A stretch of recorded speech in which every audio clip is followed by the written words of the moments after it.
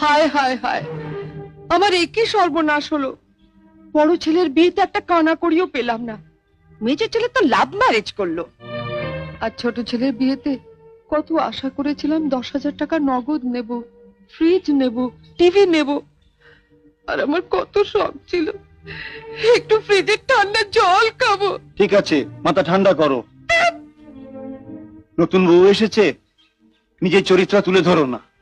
ও বেচারা হয়তো আবার ভাববে এ কোন জঙ্গলে উঠলাম রে বাবা। তুমি থামো, মাসে মাসে মাত্র 200 টাকা করে পাঠায়, বিয়ে করলো কোন সাহসে? আচ্ছা বাবা, তুমি বলো, আমি মাসে মাসে 200 টাকা করে পাঠাই, অথচ আমি এখানে থাকি না, খাই না।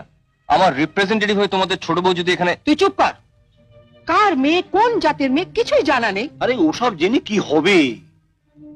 তোমাকে বিয়ে করার সময় তো আমি তিথি নক্ষত্র, চন্দ্র সূর্য দেখে এনেছিলাম।